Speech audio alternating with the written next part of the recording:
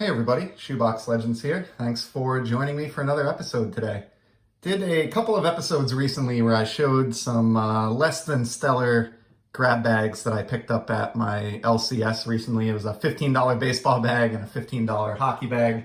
They were a little bit underwhelming in terms of what they had inside, which is always the gamble with grab bags. But I have one here today that I think is going to be much more of a success. So I had to work up in Boston a week or two ago.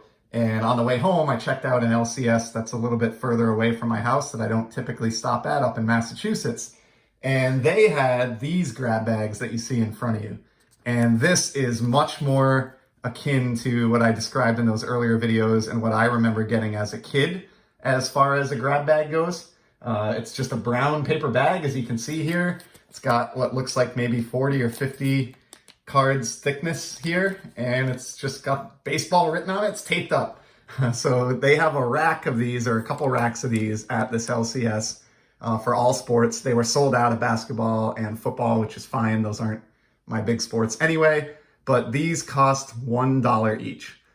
This is much more in my budget range and expectation range when it comes to grab bags. So snagged a few of these for the channel, a few baseball and a few hockey. And I figure today we'll just rip open one of the baseball ones and kind of see what's inside.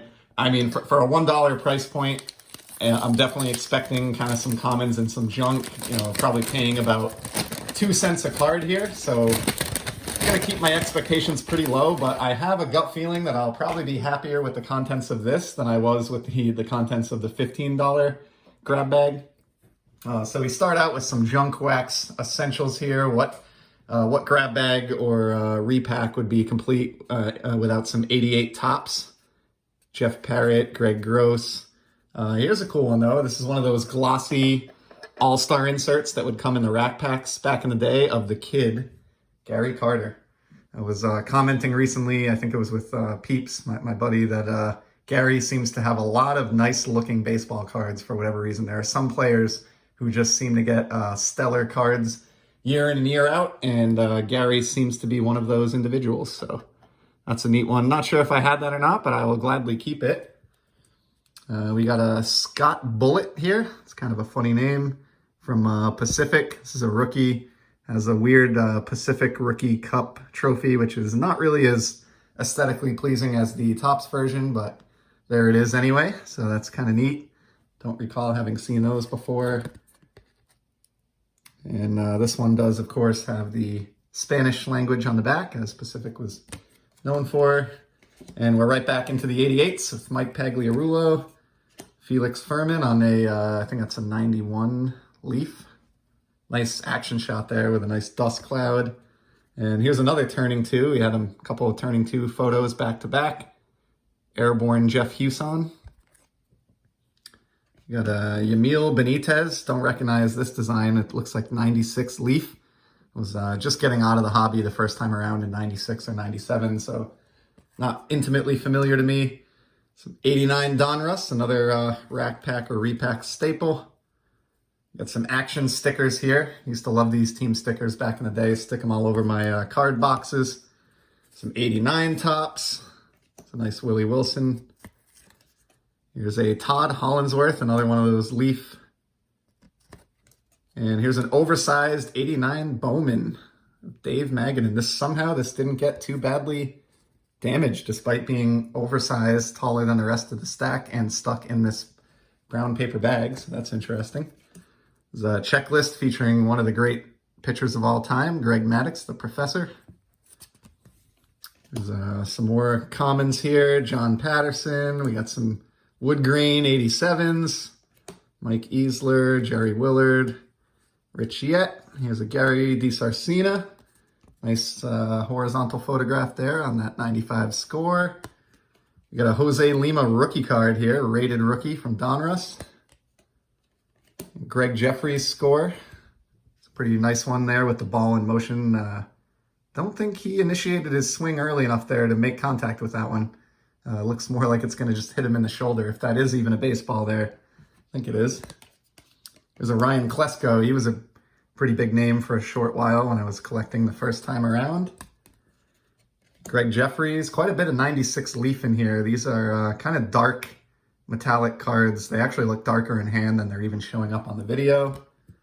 And yeah, already, okay, so this is a more successful repack than the last time around because I've got a nice Red Sox Finest card here from the early to mid 90s. I think this is a 94 from the second Finest release. And these are just beautiful cards. This set was such a huge deal at the time when it first arrived on the scene. And that's just a super cool common card to pull. Very happy with that one. I'll keep that one off to the side. We got Bernard Gilkey here, the Cardinals. Damon Buford. There's a Darren Lewis signing for the fans. Pretty cool photograph there from 92 Upper Deck. Dick Schofield or Schofield with the Angels. Randy Milligan. Here's a chrome Brett Gardner. So that's definitely a more recent card than I would expect to see in there. Just a base card, but pretty neat. And we got a Kenny Lofton rookie out of 92 Upper Deck. Loved this guy back in the 90s. He was such a speed demon and kind of a great all-around player. My favorite Lofton years were with those powerhouse Cleveland Indians teams with Manny Ramirez and Jim Tomei, and he was sort of the fireworks at the top of the lineup that would often get them going. So that's a really cool rookie card there. Not terribly valuable or anything, but I paid $1 for this, so I'm really happy with that one. We got a Soriano. It's a late career Soriano. This is pretty neat. So I used to be a fan of his just because back in the day I was a fan of the short-lived Norwich Navigators AA franchise. They were the Yankees affiliate at the time, but they were close by where I grew up in northeastern Connecticut and went to a lot of Navigators games. And he was like the big prospect name in the early days of the Navigators. So kind of always followed his career closely since then, and he's certainly a member of the Hall of Very Good, in my opinion. He had a very, very successful career. Got an Ozzie Guillen from Bazooka. Nice. Tim Raines, 89 Donruss, a nice Hall of Famer there. Rock Raines. Another guy who is a very good player, Ron Gant. This guy used to crush it in Ken Griffey Jr. baseball for the Super Nintendo. Used to love being the Braves and smacking it with Ron Gant out of the park, or Ron Gant, sorry. Here's Royce Clayton. Lance Johnson. He's famous, I believe, for being a pretty effective triples hitter, if I remember correctly. There's a Cal Eldred. I love these mid-90s Pinnacle sets. 94 is my favorite, but the 95 is a nice release as well. There's a Mitch Williams. It's a nice card of his with the Wrigley Ivy in the background. Steve Avery on possibly the most gaudy design ever, 1995 Fleer. That is just, it's different. I'll give that to Fleer anyway. There's a Mickey Morandini from the very classy 95 Flair set. If you like foil cards, I would highly recommend picking up a few from that release. Juan Francia. Not familiar with him, but it's a first Bowman Chrome, so obviously this has got to be a valuable card. I'll probably send this one in to PSA and hope to get a 10. Here's a really awesome one. I've mentioned this guy on the channel a few times, but love Julio Franco for the simple fact that he lasted so long at the major league level. Really have an appreciation and an admiration for those guys that played well beyond the age of a lot of their peers, and maybe nobody exemplifies that better on the baseball side than Julio. And on top of that, this SP set is awesome. Very glad to see a few commons or just cards included here from this release. And on that note, here's another one featuring the Hawk, Andre Dawson. Beautiful shot of Fenway Park there with the green monster in the background. We're actually going to put him in place of Gary Carter. No offense to the kid, but that's just a really nice looking card there. Here's one recent Stadium Club card, Tommy Pham. We've got a Joe Oliver, another one of those SP cards. Just really good photography on these. This was a great set. I'd love to hand collate this one someday. We got a Matt Bush with the Rangers from 2018 Topps. Stadium Club Brett Saberhagen from his time with the Rockies. It's a pretty nice card there. Steve Paris from the same Stadium Club set with the Pirates. And also Johnny Damon from the Royals. Nice. We got, this is not a valuable card, but This is one of my favorite base flagship Topps cards from the 80s period. I just think this is one of the nicest looking cards in the 88 set and does maybe one of the best jobs of cropping the photo and getting it to fit in with the design. I love that Boggs's helmet is laid over the Red Sox logo to create that kind of 3D effect, where his foot, on the other hand, is behind the name banner.